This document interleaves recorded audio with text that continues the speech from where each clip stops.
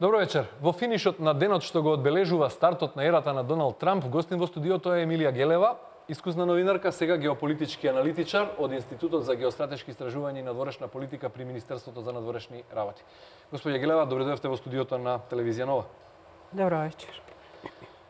Во продолжение, почитувани гледачи, ќе видиме дел од парадата за добре дојде и за збогум, а во вториот дел на емисијата ќе го вклучиме и доктор Велимир Абрамович, професор, филозоф и научник од Белград, кој ќе даде свое видување за иднината на Балканот во наредните години. Почнуваме со јавување за она што се случува во центарот на светот во овој момент. Нашиот специјален известувач од Вашингтон, Виолета Стоименова, Вики, освен говорот на председателот Трамп, неговата заклетва и инаугурацијата, свечениот чин, впечаток на гледачите во Македонија им остави и протестот, анти-Трамп протестот организиран во Вашингтон. Каква е состојбата во моментов во Вашингтон? Така е, Горан, екипата на Телевизија Нова се наоѓа на Вашингтон монументот, каде што може, иако од прилично поголема оддалеченост, сепак може да се забележи припреми, подготовки односно во Капитол Хил за да започне традиционалната парада од западниот влез на Капитол Хил се по авенијата Пенсилванија до Белата куќа, со што новиот американски председател, 45-тиот американски председател Доналд Трамп и првпат официјално како председател ќе влезе во Белата куќа.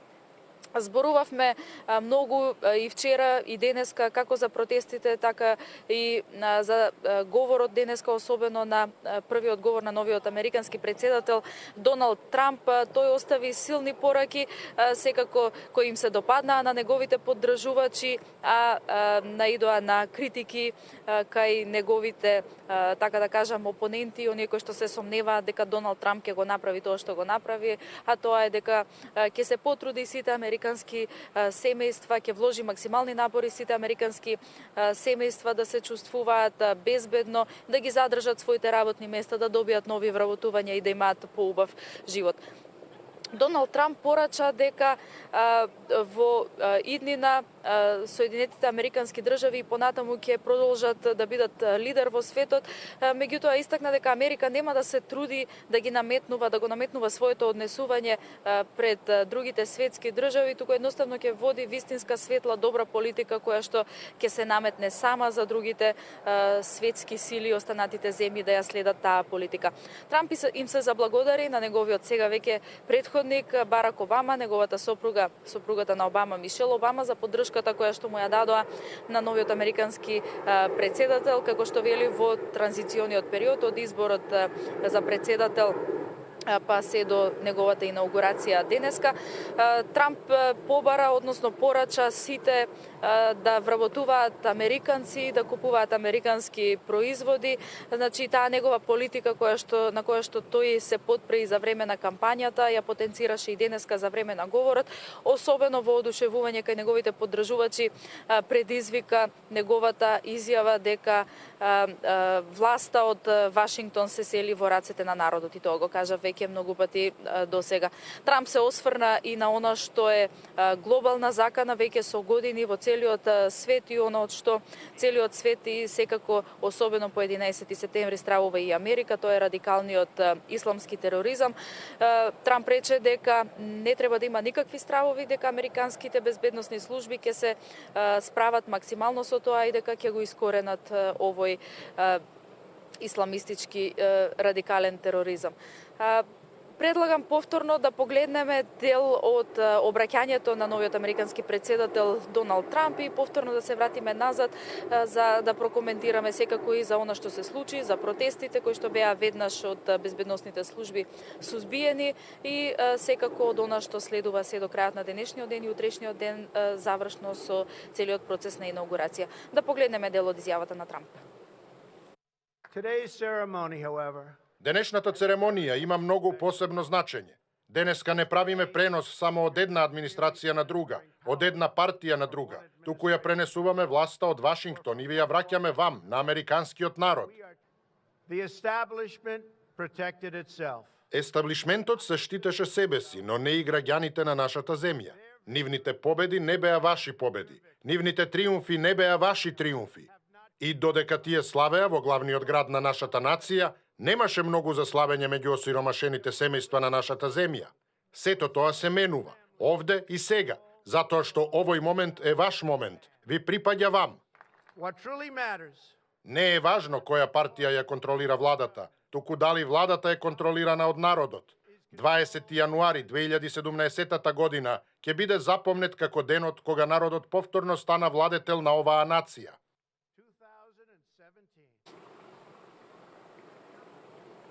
Така, беа најавени стотина групи кои што ќе протестираат против Трамп. Оно што најмногу привлече внимание, има можност гледачите на телевизија Нова да го погледнат, е насилните протести кои што се случија.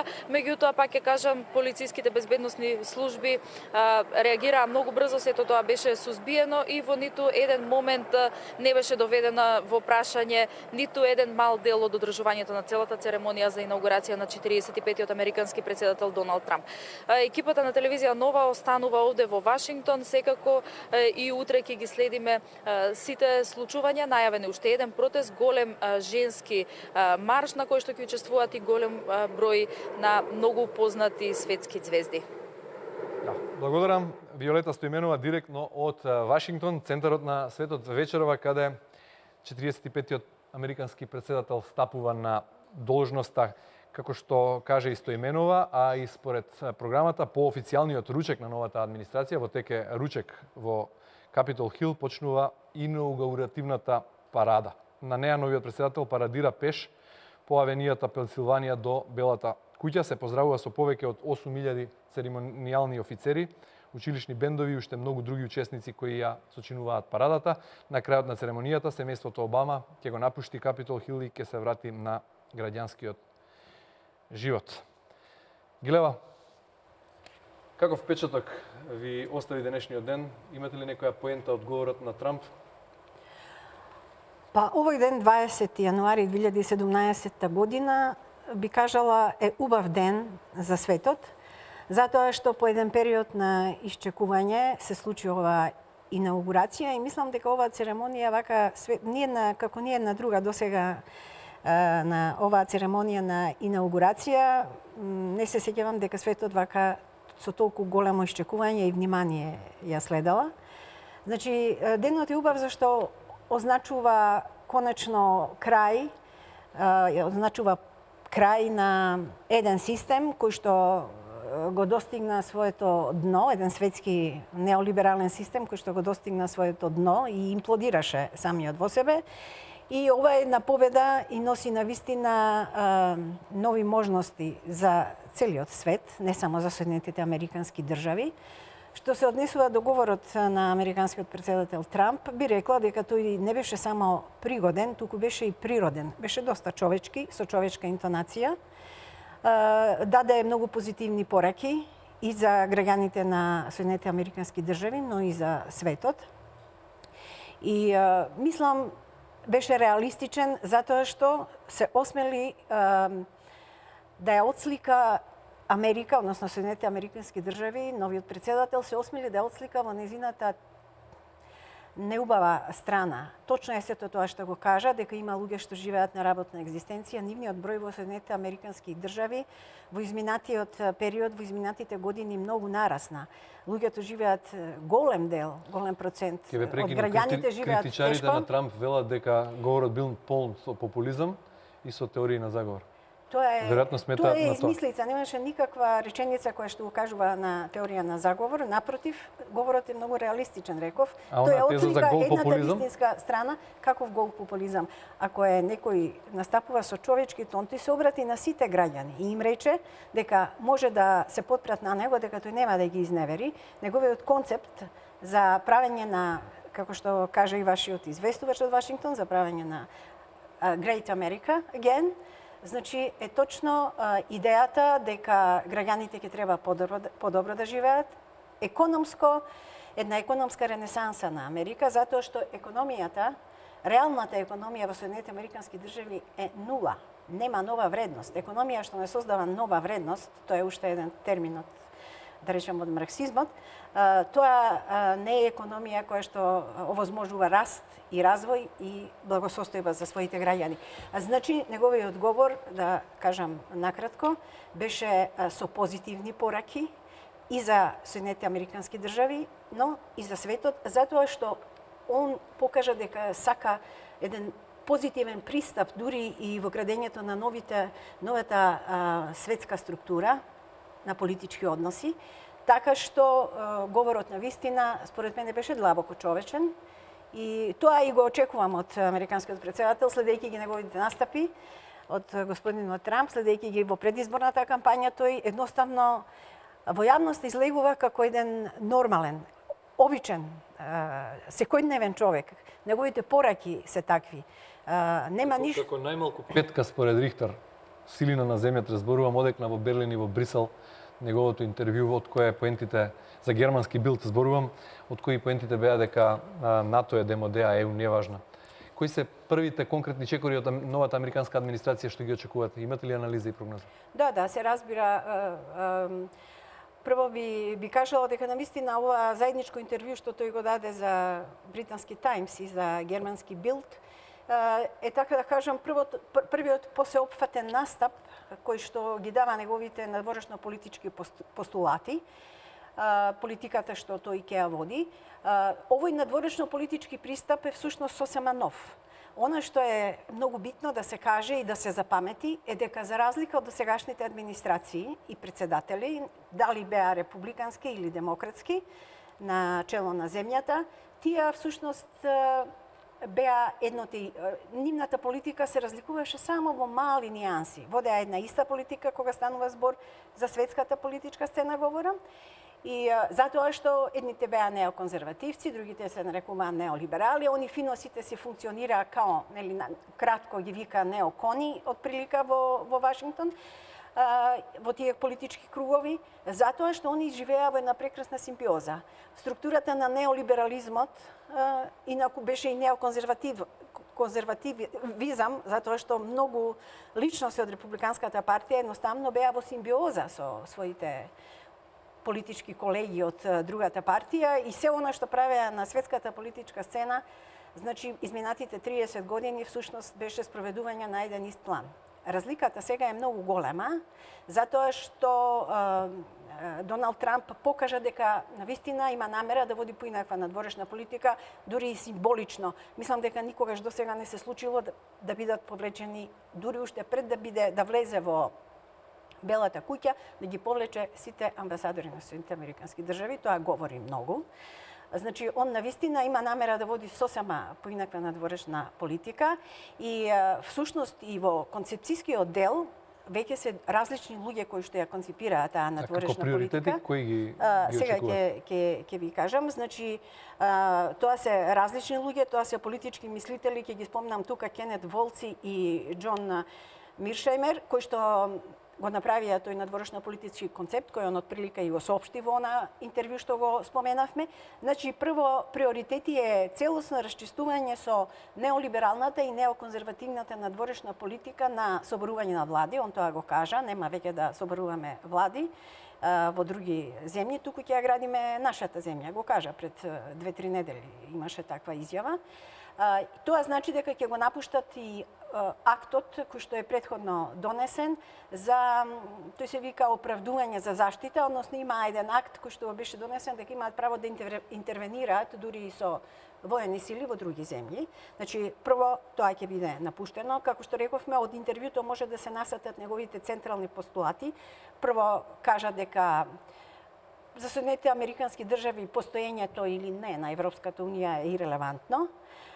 Го поздрави Брекзит, рече дека британците добро направиле што го повлекле тој потек, затоа што на тој начин, вели, си го заштитија, имаат моќ да си го заштитат својот идентитет. Најави дека многу бргу ќе направи трговски договор со Велика Британија. Во однос на Европска унија исто така, не само што рече дека е ирелевантно за нив, што ќе биде со Европска унија од прилика, дали ќе постои, туку тој смета дека по Брекзит има и други земји кои што ќе следат тој чекор, тоа се Холандија и Франција. Знаеме дека наскоро ќе има таму избори Ако и победи Ле Пен. Па Ле Пен ако победи во Франција, а Холандија отприлика секогаш Од оваа чекор дистанца близко денес, до Велика освртот на Британија. 2000 Само уште малце, Морам многу да ве побажно. прекинам кратко, да се вклучиме во Вашингтон, да видиме дел од парадата. Значи, во овој момент почнува парадата во Вашингтон, таа е парада за добре дојде и за збогом. Се вклучуваме кратко во Вашингтон да видиме дел од парадата. I know this job makes you an Да officer of кажем the уште Senate, неколку. but you, Mike Pence, will always be a part of the people's. Парадата, грешно разбрав повикот сигналот од режија. Довршите мислата, повелете? Не знам дека сме во студио. Повторно, значи, во однос на Европската Унија, тој кога рече дека во Европска Унија всушност доминира Германија, Добро, повелете. и дека Ангела Меркел направила катастрофална политика со бегалската отворени врати за бегалците, со решавање на тоа бегалско прашање. Потоа, она што е важно е што Трамп без исклучоки во својата предизборна кампања и сега постојано повторува дека сака добри односи со Русија и веќе е најавено, барем според она што имаше информации, дека можеби во најскор период тој треба да се сретне со рускиот претседател Путин во Рејкјавик на Исланд според негов избор. Најверојатно ќе дојде до таа средба и се очекува да тие едноставно разговараат за суштинските прашања и билатерални и светски. Во таа смисла, во фокусот на неговата политика, значи можеме да видиме дека всушност Трамп го преместува фокусот на својата политика во Азија, односно поточно врз Кина, и не станува збор само за економските и трговските односи меѓу овие две земји. Негова цел е пред се да ги реши тие прашања економски, затоа што смета дека во Соединетите Американски држави треба да се вратат инвестициите и капацитетите за да заживее таа реална економија, за да може да се вработуваат луѓето. Меѓутоа и некои други, тој е против валутните операции и игри што ги води Кина. Меѓутоа, она што е суштина на неговата политика кон Кина, поради тоа тој се очекува и најави дека ќе ги активира активностите со американските воени бродови во Јужното Кинеско море. Значи, тоа е како пандан за некои преговори и притисоци што мисли да ги спроведува во однос на Кина. Неговото фокусирање врз Кина во суштина е поради тоа што сака да направи еден процеп во сојузот кој што е многу цврст меѓу Русија, Иран и Кина, тоа тројство. Значи, поента на неговата надворешна политика и на концептот што го обмислуваат неговите стратези е фокусираност на Кина со цел да се разбие тој цврст сојуз меѓу Русија, Кина и Иран. Исто така и во однос на Иран тој најави дека не се согласува со постоечкиот нуклеарен договор. Меѓу другите политики што ги најавува Трамп е дека ќе се справи со милиардерот Џорџ Сорос. Гелева, во продолжение на емисијата ќе зборуваме за она што се третира неолиберализмот дека е на колена, дека мултикултурализмот е веќе одамна мртов, дека од оваа дистанца освртот на 2016 ги третира одлуката, британскиот референдум и одлуката за Брекзит, како и победата на Трамп, како историска пресвртница. За се ова, како и за улогата на Сорос во светот и во Македонија, ќе зборуваме подоцна во текот на емисијата. Во еден дел ќе се вклучиме и во Вашингтон да видиме дел од парадата на за добре дојде и за збогум. А сега предлагам во емисијата да го вклучиме нашиот втор гостин, кој ќе ни се јави по Skype. Тоа е професорот Велимир Абрамович од Белград, научник и филозоф. Професоре Абрамович, ако се слушаме, поздрав од Скопје вечерва. Ние го проследивме. Како сте? Поздрава за вас. Добра вечер, многу поздрави за вас. Македонската публика најмногу ве познава по вашите анализи за ХАРП. Станавте многу популарен овде пред 2 години по поплавите во Србија, кога го диагностициравте проблемот, односно го лоциравте како причинител ХАРПот за големите поплави. Но еве, бидејќи сте филозоф и аналитичар, јас во оваа пригода би ве прашал Како го гледате Балканот, Србија, конкретно Македонија и останатите земји во регионот во наредните 5 години под водство на најголемата светска сила Америка на Доналд Трамп? Pa izbor Trumpa je početak svetske transformacije. Изборот на Трамп е почеток на светска трансформација, затоа што во современото информатичко општество, кое преоѓа во сциентистичко, каде што науката се повеќе ќе доминира, постоечките државни системи, што значи државите воопшто и ваквата геополитичка поделба е доста застарена. Јас предвидов и не само изборот на Трамп, туку и дека неговиот прв потег ќе биде расформирање на НАТО. Затоа што токму тој смета дека тоа е застарена организација која повеќе зима отколку што дава. И тоа е еден бизнис аргумент кој во Соединетите Американски држави ќе го прави Трамп. Така да верувам дека тој ќе оди и чекор понатаму, а тоа е реформа на економскиот систем. Внатре Америка против Трамп се Wall Street, Холивуд и ЦИА. ЦИА која што не работи на самото тло на САД, туку и надвор. Тоа се многу силни непријатели. Оно е што се за Трамп е најдлабоката линија на војската. Тоа е она здраво јадро на Америка, која бара промена на еден корупцијски однос.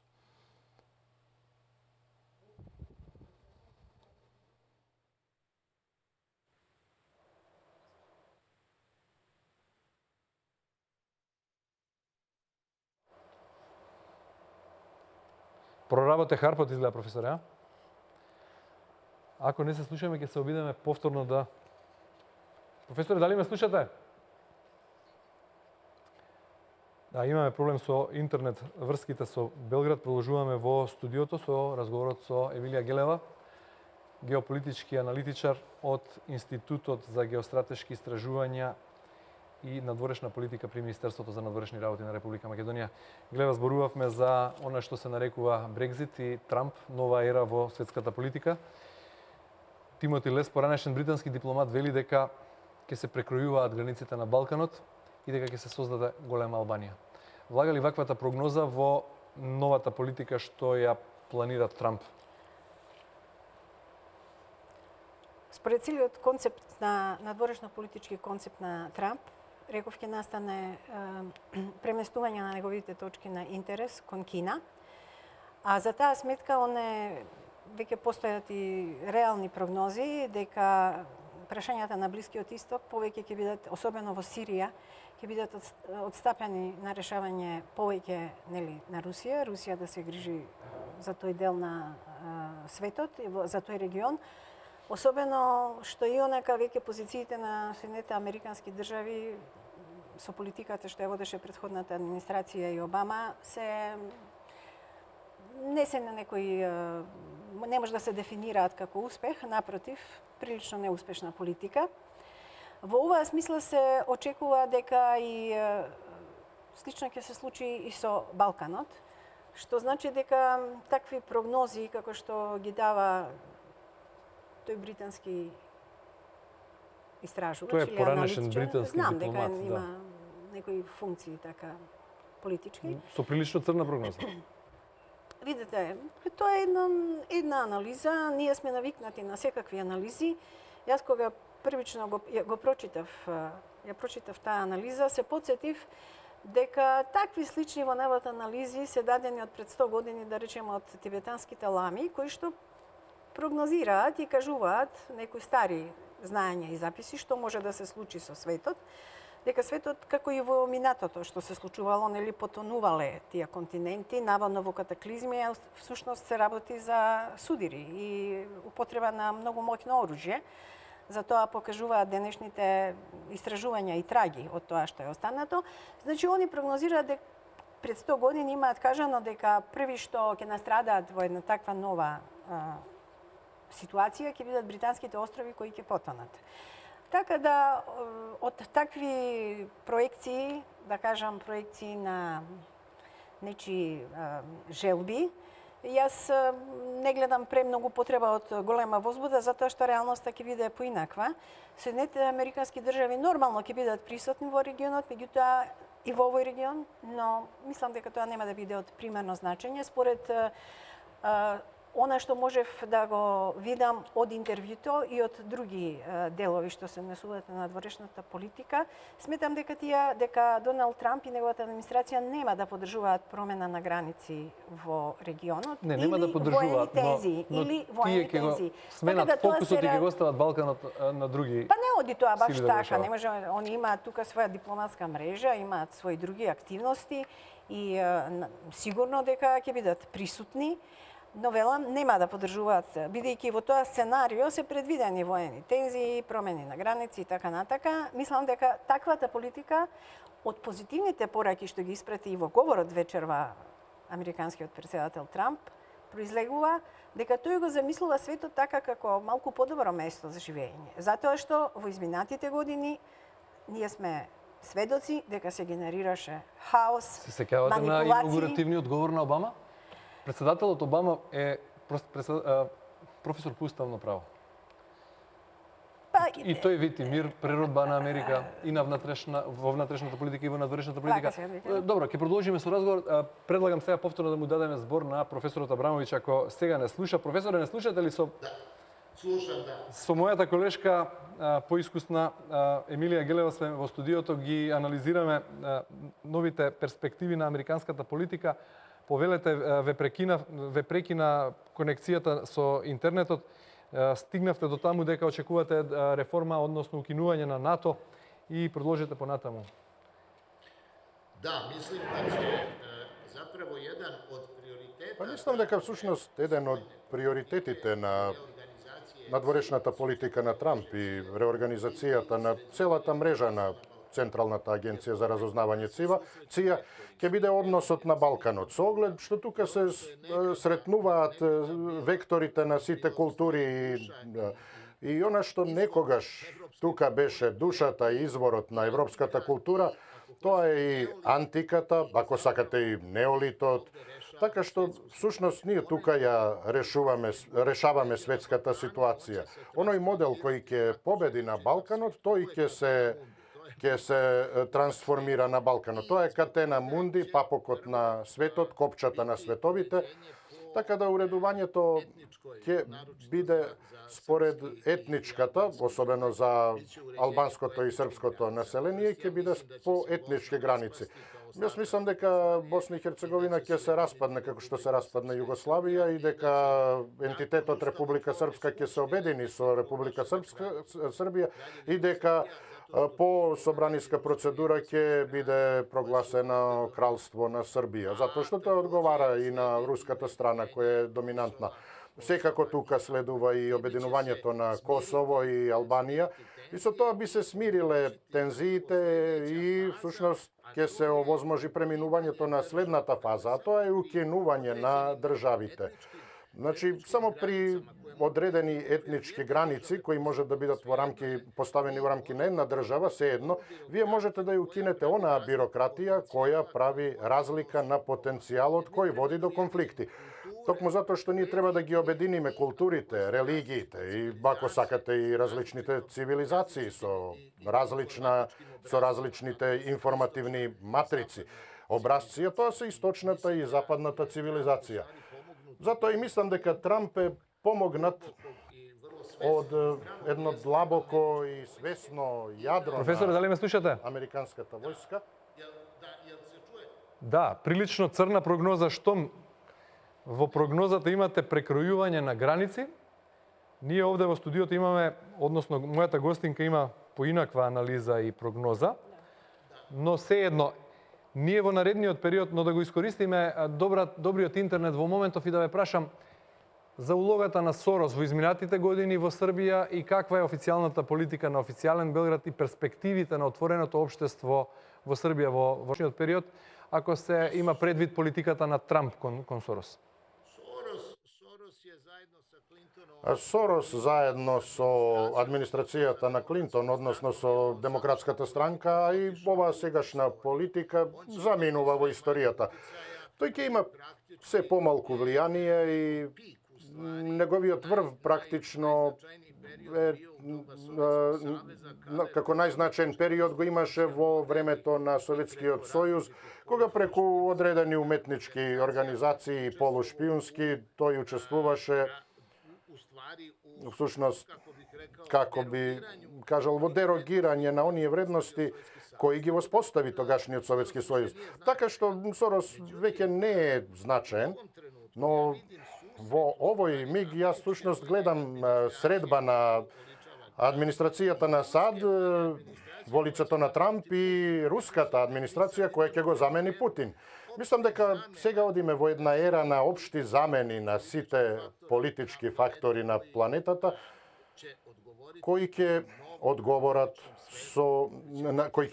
на еден нов хармоничен свет кој ќе биде заснован на една Многу за ова јавување, ве поздравувам, ви благодарам во име на гледачите на ТВ Нова за оваа ваша куса анализа, ве поздравувам од колешката Гелева и ви најавувам дека сакам да ве видам наскоро во Белград на тема харп.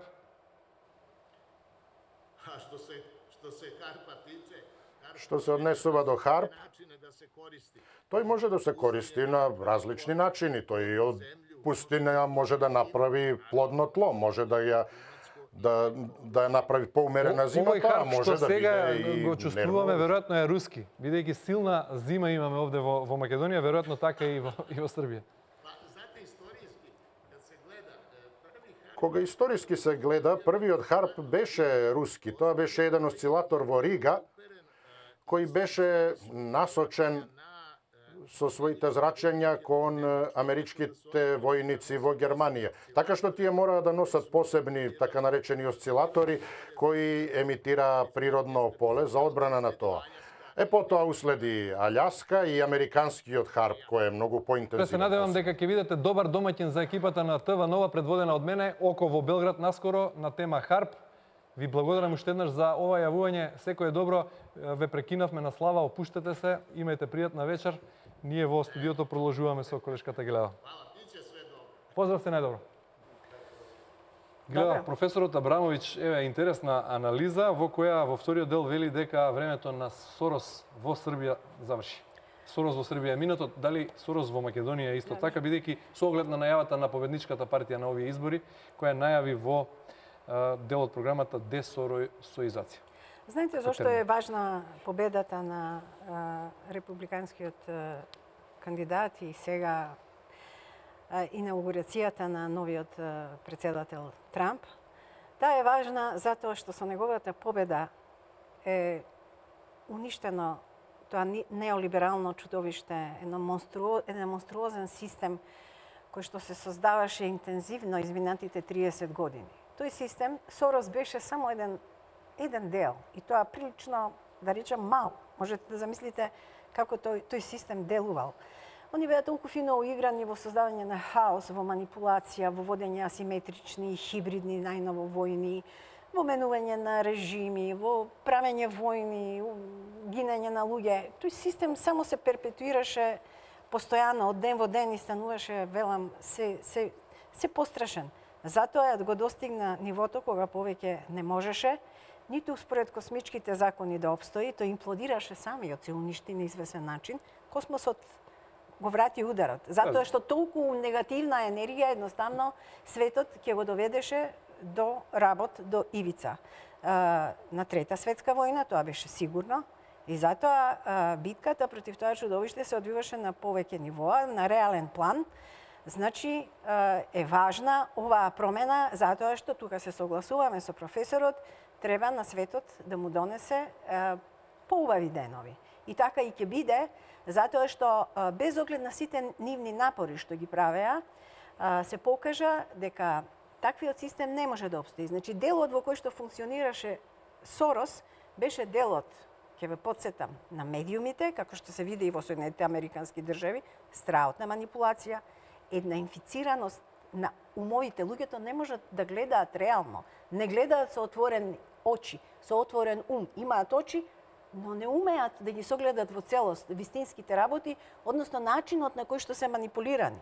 Значи, големите нетворк, големите телевизиски мрежи, голем број медиуми, вклучувајќи ги тука, да не ги споменувам, весници. Па денеска, вчера, Вашингтон Пост излегува, ви се молам, со напис во кој што ги реди сите луѓе што се назначени во администрацијата на Доналд Трамп и вели тоа ништо, никој од нив ништо не чини. Се една негативна оценка за личностите и за професионалните капацитети на луѓето.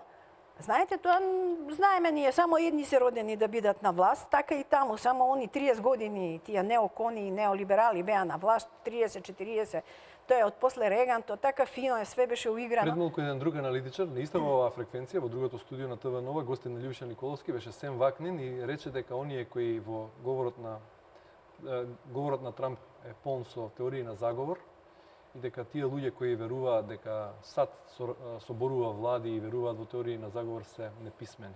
Добро, тоа нема Беше потреба сосема да го... обратна теза, дека нема луѓе- потреба да ја споредувате мојата теза, мислам... Не, дека ете Сорос манипулира со Немам преку намера да го медиумите, манипулира коментирам, со човековата затоа свест. што прво, според мене, целосно потврли. Никогаш не сум го видела со толку лош настап.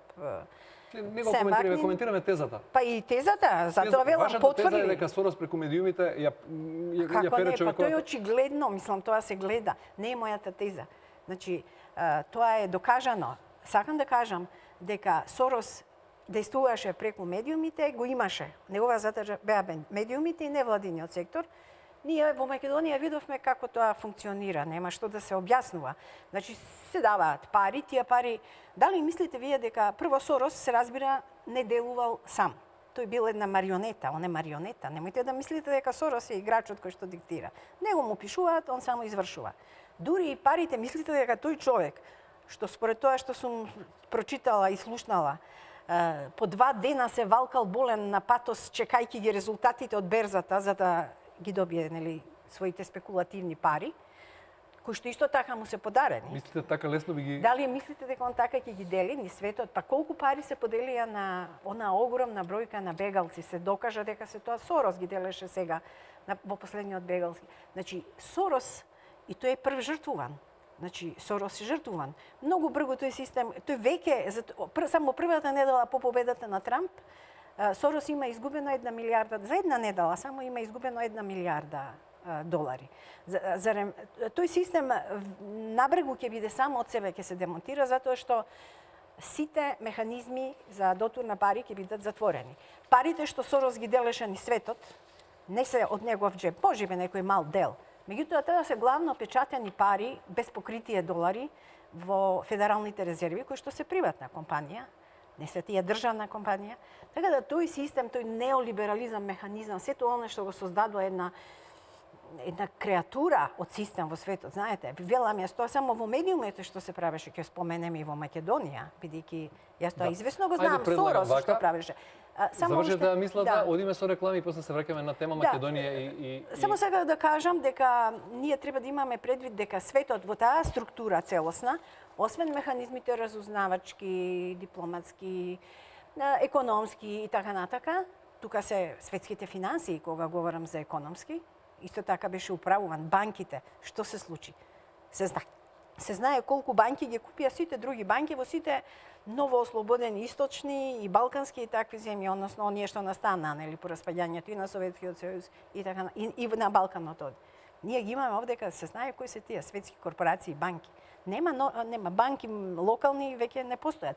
Значи целиот тој систем, тоа е една целина. Тука спаѓа медиумски. Знаете ли како изгледа информацијски текот на информации во светски рамки? Јас уште пред 20 години сум правела истражување. Сликата, ние бидејќи во телевизија работиме со слики, добиваме размена од европската бродкаст компанија и така, и светски. Знаете ли дека таа пред 20 години, а и сега исто, иако е веќе други формати дигитални, центарот на дистрибуција на слика у светот беше ITN и WTN, односно тие британски компании. Значи, од едно место се диригира во издаваштво, издавачките канали, медиумските, све што е информација. Финансиски се доминира светот, тој систем е така беше усовршен и ви велам, он дојде до степен кога веќе не можеше да постои. Не само космички, постојат и структури кои што беа свесни дека тоа сето води и каде води и едноставно затоа прво се случи Брекзит. Ајде да продолжиме по паузата. Почитувани гледачи, куса пауза за реклами, па продолжуваме со разговорот со Гилева во студиото.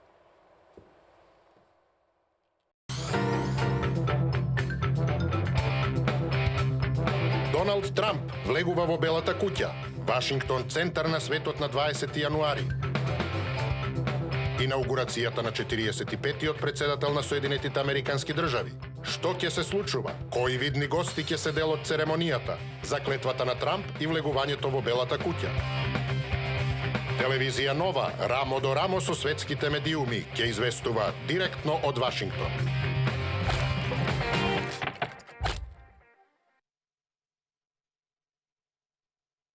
Продолжуваме со разговорот со Емилија Гелева. Либерализам, отворено општество, демократија, основни европски вредности на кои почива Европската Унија наспроти цврстата рака на Путин и она кон кое новиот американски председател Трамп гледа со симпатии. Во ова смисла уште и одлуката за Брекзит и тој процес кој е веќе започнат, каква би била таа комуникација Русија, Европска Унија, САД по одлуката за Брекзит и по она што ја очекува Европа, изборите во Франција и можноста Ле Пен да дојде на власт, иако тоа се случи да организира веднаш референдум за Фрекзит? Прво, концептот на отворено општество не е вистински концепт. Тој е концепт создаден во, да ги наречам,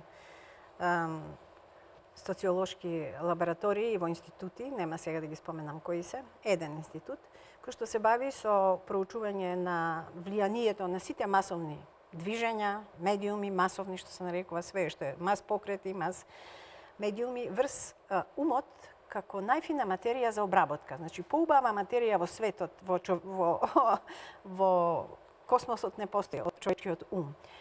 Така да концептот на отворено општество, нели, како се знае, бил на Карл Попер, па Сорос многу му се бендисал, па бил студент, така тоа се така фини приказни, пригодни. Концептот на отворено општество е всушност концепт на затворен ум, затоа што тоа е еден експеримент што се спроведуваше во општеството. Сега, јас извесно знаев, го чувствував тоа и кога сум била и во Соединетите Американски држави. Соединетите Американски држави беше држава која што беше прва ставена во тој експеримент, во таа лабораторија, и таму прилично добро тоа функционираше. Подоцна, нели, од пред 25 години кога почна распаѓањето на земјите од Источниот блок, одека бивша Југославија, така, почна да се спроведуваат интензивно. Таа контролата на умот на Западот е многу посуптилна отколку во тоталитарните општества. Во тоталитарните општества се препознава веднаш, се препознаваше, да речеме, во еден Советски сојуз во комунистичките општества, таа беше очигледна. Имаше една телевизија, имаше директиви и тие информираа според директивите на партијата, многу очигледна. Значи, така да луѓето лесно ги слуша и можат лесно да не ги прифаќаат таквите. Значи, знаат докаде се манипулирани. Дури еден Ноам Чомски, он има работено во тоа подрачје, посебно го нагласува и го разработува тоа за таа суптилна западна контрола и сите тие манипулации што се прават, значи, преку медиумите. Во таа смисла, тој концепт на отворено општество воопшто не е придобивка. Со него, со неговото дејствување, се брише традицијата, се бришат многу карактеристични, нормални начини на живење во различни општества. Културата, тоа го направија, например, конкретно во Македонија. Сорос, знаеме дека пред 25 години тој дојде со еден список што треба да правиме за да ни даде 25 милиона. Тоа веќе не е познато. Може би е заборавено дека Сорос во првите години на своето действување во Македонија не го финансираше толку невладиниот сектор, колку што медиумскиот. Јас бев одсетна од земјата 15 месеци и ја оставив со 2-3 телевизии и некој малку нешто електронски медиуми. Кога се вратив, наеднаш во Македонија имаше безброј телевизии, локални, сите беа финансирани со пари од организацијата Сорос. Плурализмот во медиумите не може да се зема за зло? Не, Помагал јас не велам создавање на дека нови медиуми. Да. Зошто е тоа лошо? Затоа што видовме што се случи тие медиуми што беа финансирани од него, главно електронски. Сега ќе ви кажам зошто. Јас бидејќи комуницирав со многу колеги што беа и од источни земји, европски и така, и често пати сме разговарале на таа тема и наеднаш сватив дека кај нив нема телевизии, дека во некои земји кај што Сорос има појавено, финансираше само печатени медиуми. Телевизиите некоја приватна, ако собрал некој така да формира, по една-две имаше. А во Македонија, во секој градче имаше телевизија, имаше приватни радија, значи во рок од 15 месеци. Неверојатен наплив. Мене беше тоа и почна да истражувам, сватив дека навистина во на источна европска земја нема таква. Бугарија имаше многу весници. Значи, како биле финансирани, не биле сите од пари на Сорос или така. Во Македонија уште тогаш, 95-та година, се правеше тој експеримент. Затоа што тие медиуми после беа употребени против нас самите. Точно за перење на мозок. И во 2001 година. Се што беше одбрана, треба да се подсетиме како, мислам, треба да сме реални и да знаеме како известуваа и што правеа медиумите и на чија страна известуваа. Секогаш кога треба да се поддржи, да речеме, националниот идентитет, медиумите, затоа што се знае кој им е газда, кој ги финансира.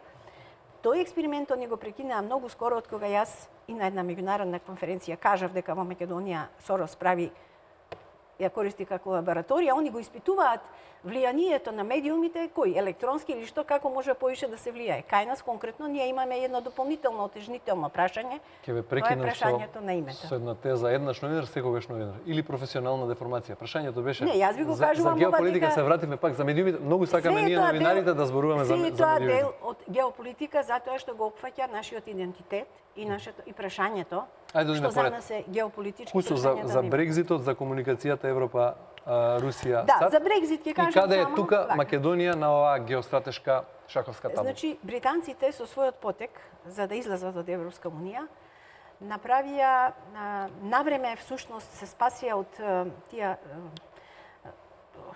тие тектонски пореметувања што можеше многу посилно, да речеме, пропаѓањето на неолибералниот систем. Значи, можеше, ако тие не беа излезени од Европската унија, многу посилно ќе ги чувствуваа неговите реперкусии, вака сето тоа е амортизирано. Меѓутоа, они најверојатно имаат многу порани проценки на сите работи што се случуваат во светот и уште во 2015 година на почетокот беа свесни дека се уште постои еден акт што се вика акт на специјални во Соединетите Американски држави, еден акт што се вика акт на специјални односи, се однесува само на односите со Велика Британија. Во почетокот на 2015 година наводно испратено едно мемо до членовите на Конгресот во кое што се доведува во прашање тој акт на специјални односи, односно позицијата на приоритет на Велика Британија во однос на сите работи, особено во светската политика, не само во економските односи меѓу себе, него и во светска што ги води Соединетите Американски држави. Најверојатно тоа било тогаш сигнал за Велика Британија да почне да размислува малку поинаку и да гледа поинаку на улогата и местото и на Соединетите Американски држави и најверојатно да почувствува дека е потребна таа да си ги заштити своите интереси. Затоа и постепено, после тоа, почна да се подготвува британската јавност, првичните најави кога беа. Значи, они сметаат дека и Соединетите Американски држави веќе се обидуваат да водат една политика во светот во која што Велика Британија го нема истото место кое што го имала до тогаш во тие взаемни решавања за некои светски прашања и затоа значи дојде меѓу другото до Брекзит, јасно е за да се заштити, но тоа од своја страна на Британија и овозможува една фина позиција да повторно да влијае многу во Европската унија, затоа што еве сега, не само што ќе склучат посебен билатерален договор со Соединетите Американски држави, туку они ќе склучат билатерални договори, најавија, господјата Меј, премиерката на Британија, најави, дека ќе склучат специјални трговски односи со секоја европска земја. Можете да и за тоа ќе си решава, Британија си решава каков договор и каков статус ќе даде на одредена европска земја. Значи, она на извесен начин ги дебалансира односите во Европската унија, затоа што таму постои правила за еден пазар, за еднаков пазар и така натака. Одеднаш на тој пазар нема да бидат сите еднакви, значи веќе се влијае индиректно за некакво нарушување на балансот, на спокојството во Европската унија, ако се има предвид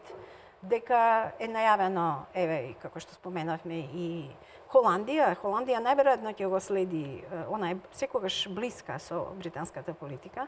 Многу е очекувано дека и таму може да се случи сличен процес како Брекзит.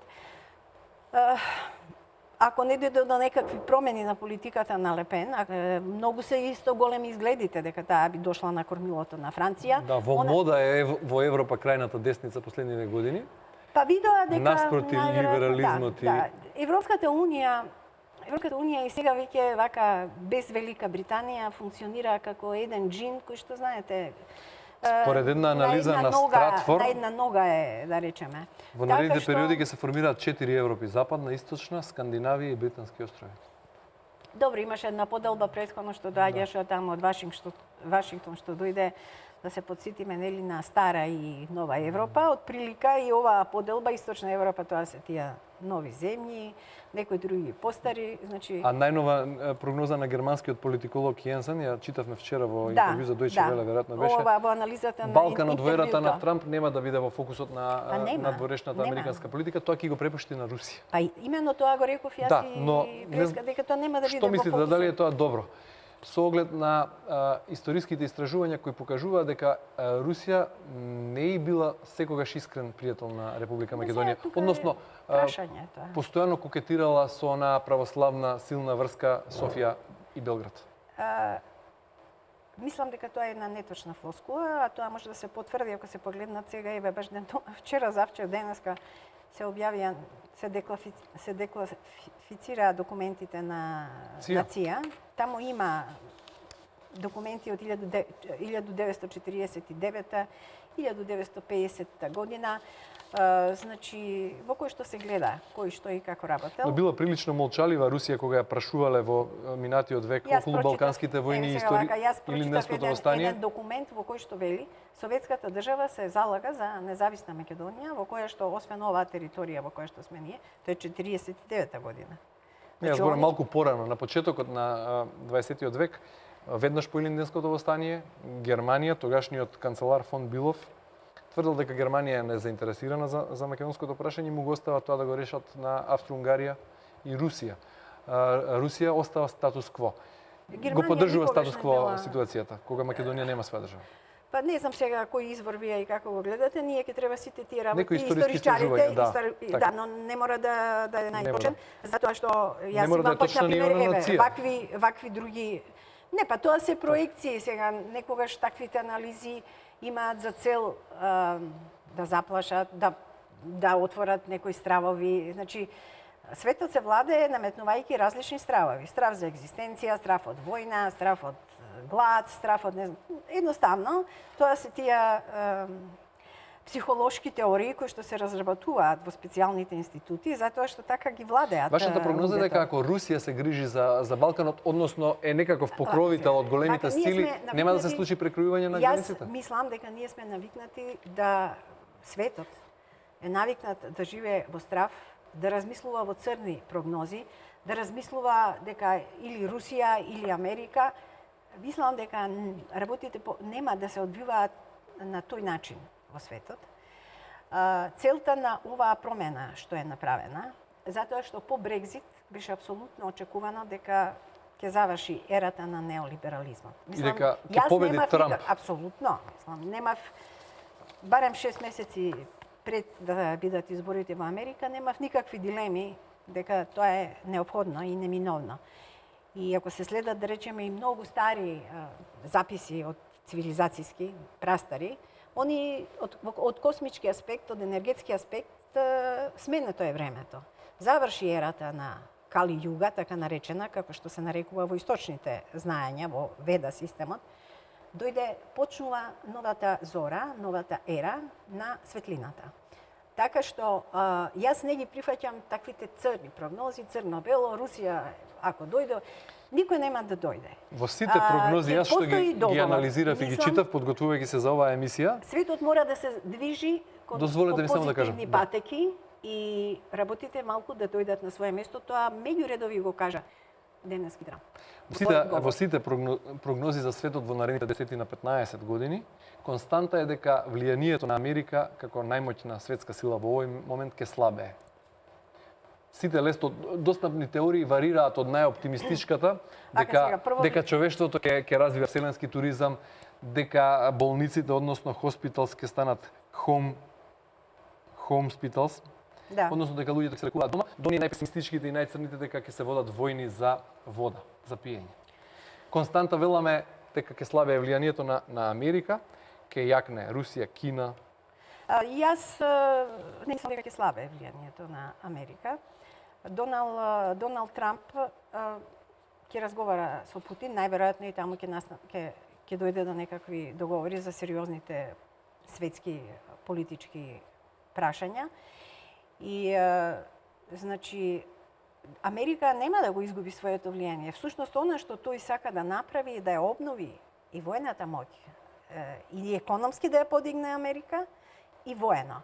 Што значи да може да се развива интензивно не војната индустрија, туку војната технологија.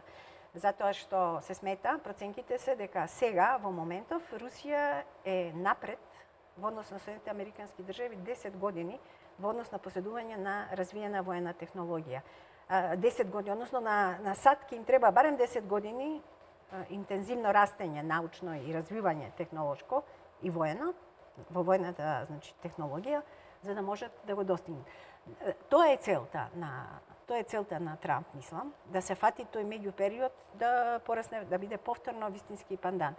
Јас не сакам да ги гледам работите само во однос на во однос човештвото да биде сватено само како арена, како што се практикуваше во изминатите години на крвави судири. Има место за соработка меѓу сите народи и цивили и секој што е присутен на планетата, секоја држава, така што и од геополитички аспект. Затоа велам таа светел период на светлината што доаѓа, тој подразбира едни поинакви, значи, енергетски и духовно и ментално подигнато општество. Општество во кое што нема повеќе да се игра на ниските фреквенции кај луѓето. Значи, сите овие начини и концепции кои што се применуваа во изминатите 30 години работеа на тие ниски страсти кај луѓето, ниски фреквенции, развивање влијание на фреквенциите на завист, на страсти, на разузданост, на завидливост, реков, завист. Значи, се што е тоа ние го искусивме овдека кај нас. Истите методи, тоа се исти сценарии кои што се применуваат во сите земји во светот. Различни се актерите, ќе го сменат името, Портокалови, Велвет, Сомотски и така натака револуции, се што они направија. Но историјата се повторува, делуваат на ниските фреквенции, гледај овој крадел, ништо, мислам, без никакви докази, создаваат една еуфорија, даваат пари, ги купуваат, луѓето им ги купуваат душите, луѓето не се слободни суштества. Значи, во таја смисла не би требало, ќе мора да се подигне тоа ниво и луѓето навистина да станат слободни суштества, да не бидат суштества кои што се манипулирани. Тоа навистина страшно се практикуваше во изминатиот период, тоа е се дел од геополитиката. Кога станува збор за светот и за иднината на светот, само да подсетам, не треба да се заборави да се прочитат многу старите записи. Светот не еднаш бил уништен. Дури велат во период од 14.000 години пред наша ера до 9.000 години, тој свет, нема да го споменувам името или што на континентот, пропаднал дури 3 пати, не пропаднал, бил уништен со употреба на катаклизмично оружје. Затоа овој пат беше многу важно светот да се тргне од таја можност и во иднина, јас не гледам дека Америка нема потреба за сите има на планетата место. Сите можат да растат и да живеат економски. Почитувани гледачи, вие сте со отворената програма на ТВ Нова на овој историски ден кога Доналд Трамп станува 45-тиот американски претседател и стапува на должноста. Одиме со куса пауза за реклами и финишираме, се враќаме во студиото. Ако може да се вклучиме во Вашингтон да ја видиме парадата за добре дојде, ако не во разговор со мојата гостинка Емилија Гелева за Македонија и завршуваме.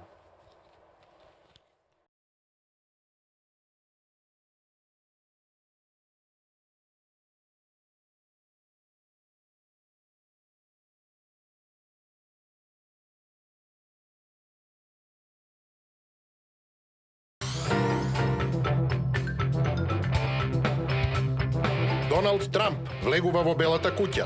Вашингтон центар на светот на 20 јануари. Инаугурацијата на 45-тиот председател на Соединетите Американски држави. Што ќе се случува? Кои видни гости ќе се дел од церемонијата? Заклетвата на Трамп и влегувањето во Белата куќа. Телевизија Нова, рамо до рамо со светските медиуми, ќе известува директно од Вашингтон.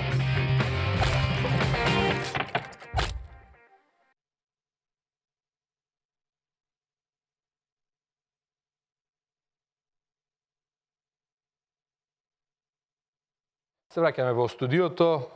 Гости на мојата колешка Емилија Гелева, но пред прашањето за неа се селиме веднаш во Вашингтон, каде во меѓувреме почна парадата за добре дојде на новиот американски претседател Доналд Трамп. Ако може да видиме дел од атмосферата таму.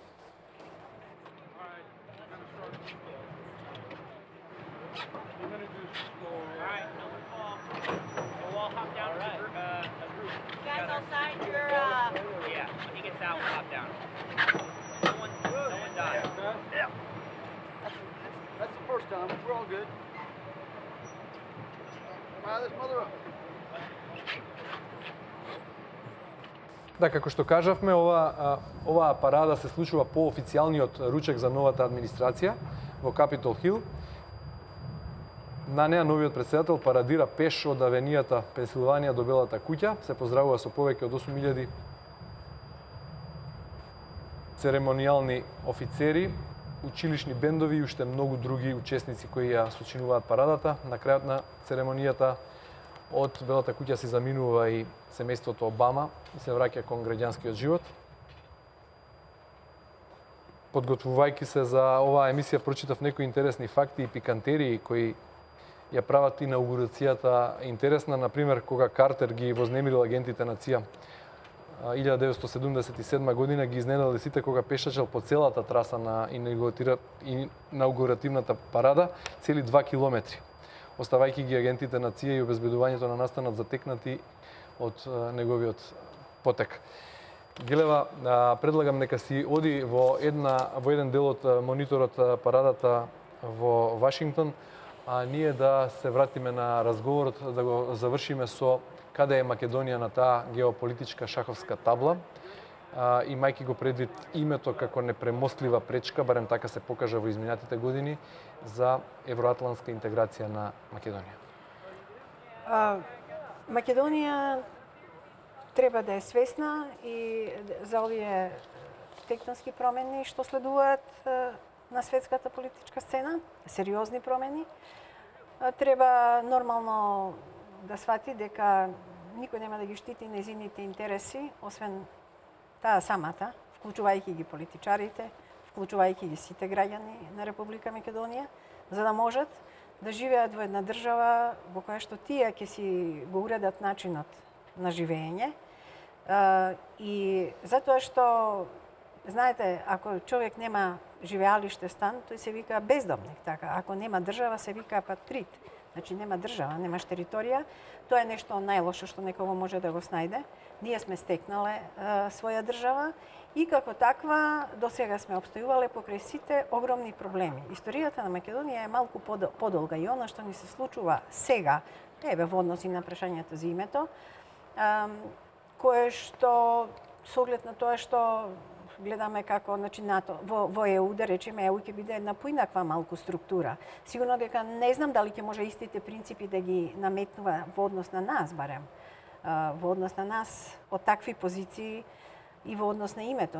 Нема зошто, мора да се најде тука едно, да речеме, соломонско решение. Оно што на Грција може би дури индиректно, имајќи предвид историски во една многу подлабока историја, таа може би да оди постојано се бори за употреба на нашата на акронимот ФИРОМ за употреба. Слушнавме и за во Египет некакви реакции, дека сме биле спомнати со Македонија, они инсистираат на ФИРОМ.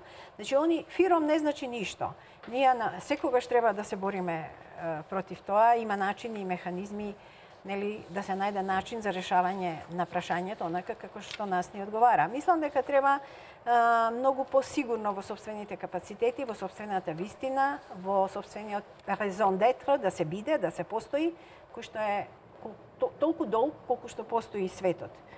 Македонија, без оглед на тоа што можеби за неупатените изгледа дека тоа е една мала земја на Балканот, има изворено големо значење и имала во светската историја, не само 2000 години од пред нашата ера, туку и многу порано.